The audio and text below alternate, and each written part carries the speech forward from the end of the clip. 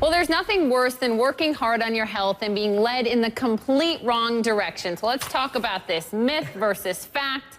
Here in the studio, our fitness and health expert, Macdonald. Thank you for joining us. We appreciate it. We were just talking about, what really works and what doesn't.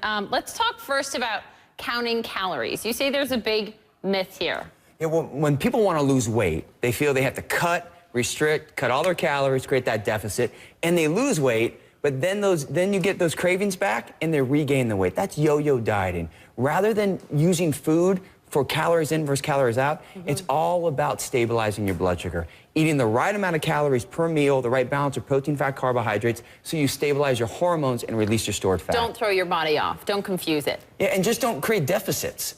Everyone thinks, like, when is a deficit ever a good thing? So when people, not for our economy. No, so when people want to diet, they think they'll just cut.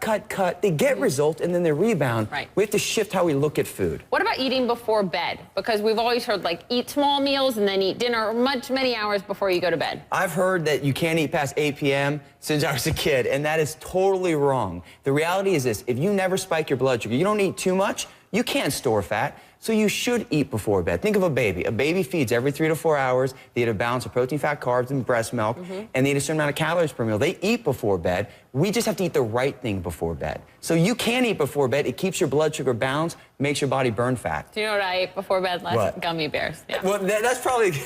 Now, my son loves gummy bears.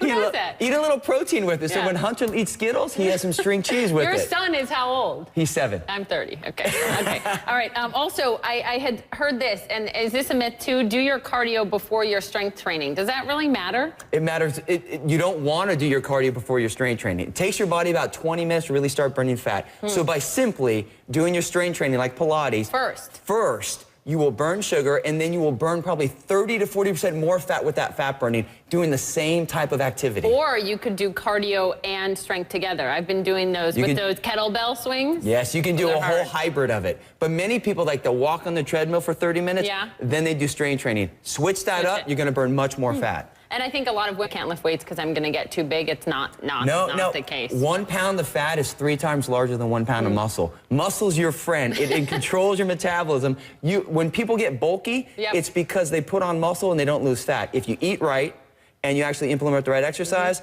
you get tighter and leaner. What about exercising on an empty stomach? Good idea? Bad idea. When your blood sugar's unstable, your body burns muscle whenever the blood sugar's low. So get a balanced meal in. It could be like a half meal, something to fuel your body, and that will help you burn fat and not muscle. Spot reduce. You can't say, I would like my arms to be much smaller, but keep my legs the way they are. You can't do that. I mean, it's going to come across the board. In a perfect world, you could, but it's not a reality of it. You start losing in your face, then your neck, then your limbs, and then you get your trouble areas. Unfortunately, you gain weight in the areas you want to lose first, and it takes you longest to lose that in those same areas. So just be patient, implement the right strategies. You can take your body wherever you want. And I would just point out, sleep is so critical. Huge. Sleep controls our stress hormone cortisol. So when you're in a sleep deficit, your body over-releases cortisol and makes you store fat. If you can manage your sleep and your stress, you will take your body to a whole nother level. If someone can teach me to sleep 8 hours and manage my stress, it would be a perfect world. Well, you don't have to sleep 8 hours. You just have to learn how to sleep right. We want to optimize your sleep. This is true. Thank you so much. Good to see you.